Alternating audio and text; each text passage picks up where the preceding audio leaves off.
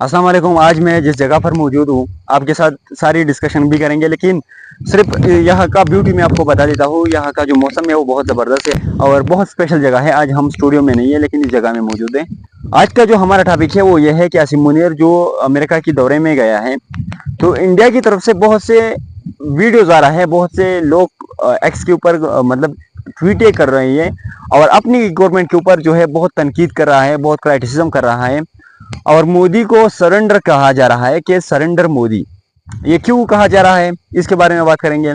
और आसिम मुनीर क्यों गया है अमेरिका में, और ईरान और इसराइल का जो जंग था वो कहाँ तक पहुंच गया। तो इसके ऊपर हम ये 3 टॉपिक्स आज हमारे वीडियो में हम डिस्कशन करेंगे। सबसे पहले टॉपिक ये है कि मोदी को सरेंडर क्यों कहा जाता है।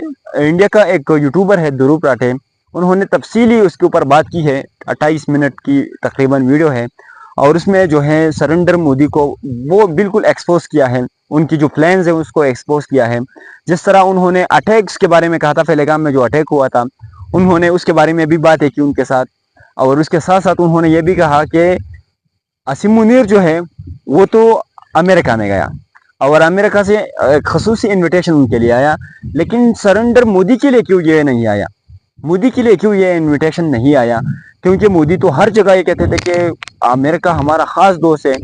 गवर्नमेंट में डोनाल्ड ट्रंप अभी तक नहीं आया था, लेकिन उन्होंने वो भी कहा कि जो डोनाल्ड ट्रंप है वो हमारा खास दोस्त है, वो हमारा यार है, ये है वो है, फ्रेंड्स है, करीबी दोस्त भी उनको कहा गया। उनके लिए आवाज़ भी उठाया कि अगली बार जो है डोनाल्ड ट्रंप आएगा, हम डोनाल्ड ट्रंप के लिए एक्साइटेड है। अगर ये गवर्नमेंट डोनाल्ड ट्रंप की नहीं आती, किसी और मुल्क की मतलब प्रेसिडेंट की आती, कैमला हैरिस की आती, तो फिर उनका हालात क्या होता, मतलब उस मुल्क का हालात क्या होता। लेकिन वो तो मतलब ये माइंड सेट उनका सही नहीं है ना, गलत माइंड सेट वाला इंसान है वो। मतलब जो कामें करती है उसके ऊपर आपने मीडिया तो कुछ नहीं कह सकते, क्योंकि उसको गोदी मीडिया कहा जाता है और सारी बातें वो उनसे चुपती है। जो मतलब करना चाहिए वो बातें के ऊपर डिस्कशन नहीं करते। लेकिन अपने मुल्क के लोगों ने मोदी को काफ़ी एक्सपोज किया। उनको कहा गया कि यार हमारी मुल्क के हालात क्या बन गए हैं कि हम इतने आगे थे, लेकिन पाकिस्तान ने हम पर अटैक किया, हमको मारा, हमारे साथ जो हालात बने वो मतलब किसी बोलने का लायक नहीं है। खासकर मैं कहूँगा पाकिस्तान को इस जंग में बहुत बड़ा फायदा हुआ है। पाकिस्तान हर जगह पर जब पाकिस्तानी लोग गए जाते थे फॉरेन कंट्री में, तो उनको काफ़ी जो है मतलब बेइज्जती मिलती थी, उनको कमजोर कहा जाता था, उनको उस तरह उसके ऊपर फोकस नहीं दी जाती। लेकिन अब जो जाते हैं उनका जो कॉन्फिडेंस का लेवल है वो बड़ा है, और वो इसलिए सबसे ज़्यादा हो चुका है। इसका मेन रीज़न मैं आपको बता देता हूँ कि ये जंग है। सब लोग ये कह रहे थे कि अगर हम पाकिस्तान के साथ जंग करें, मतलब इंडिया खासकर मैं कहूँगा और डोनाल्ड ट्रंप कहूँगा, उनका ये ख्याल था कि हम पाकिस्तान के साथ जंग करेंगे, पाकिस्तान की इकॉनमी जो है वो बहुत ख़राब है, पाकिस्तान की जो हालात है वो भी बहुत ख़राब है। पाकिस्तान तो पहले जंग कर नहीं सकता, अगर जंग करते भी है तो हम उसको काफ़ी मारेंगे, उसको लपेट करेंगे। लेकिन पाकिस्तान के लिए मौका ढूंढ रहा था इंडिया, और अपने खुद एक अटैक की, फिर अमेरिका का एक चाल था कि हम ये करेंगे और पाकिस्तान को तबाह कर देंगे, लेकिन वो चाल उनका नाकामयाब रहा।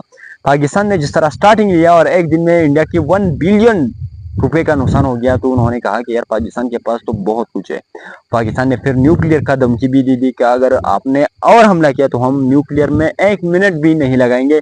दोपहर में उन्होंने मीटिंग भी बुलाया था और उसमें न्यूक्लियर के बारे में वो सोच रहा था, और उन्होंने कहा था कि हम न्यूक्लियर के बारे में सोच रहे हैं कि न्यूक्लियर हम इस्तेमाल करें या इस्तेमाल ना करें, तो उसके बारे में भी एक मीटिंग बुलाया गया था। पाकिस्तानियों का जो मेन सवाल है वो ये है कि आसिम मुनीर क्यों गया है अमेरिका में, क्या ज़रूरत है आसिम मुनीर की अमेरिका जाने। तो मैं आपको ये बताऊं कि अमेरिका की 150 ईयर्स मुकम्मल हो चुके हैं, और इसके सिलसिले में उनको एक खसूसी इनविटेशन आया था, और इस इनविटेशन में उनको लिखा गया था कि आप भी यहाँ पर आएंगे, और इंडिया को इग्नोर किया था। तो इस वजह से जो आसिम मुनीर गया वहाँ पर, और वहाँ पर खसूसी मीटिंग उन्होंने ज्वाइन की।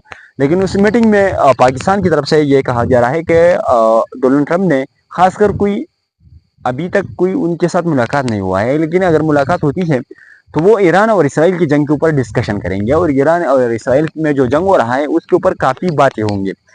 और कहा यह जा रहा है कि आसिम मुनीर की तरफ से यह कहा गया है कि अगर मुझे ये बताया जा रहा है कि आप जो है अगर न्यूक्लियर बम जो है इसराइल ईरान के ऊपर अटैक करता है, मतलब न्यूक्लियर बम छोड़ते हैं, तो आप कुछ रिएक्शन नहीं देंगे, आप कुछ भी नहीं कहेंगे, क्योंकि ये जो कंट्रोवर्सी है या जो कॉन्फ्लिक्ट है ये सिर्फ इन दोनों के दरमियान है। تو آپ کو اس میں انوالو کرنے کی ضرورت نہیں ہے، اور آپ جو ہے نیوکلیئر کی دھمکیاں نہ دو، مطلب اسرائیل کو دھمکیاں مت دو۔ اور اسرائیل بھی بار بار کہہ رہا ہے کہ ہمیں مین جو فیکٹر ہے یا جو مین پرابلم ہے وہ پاکستان ہے۔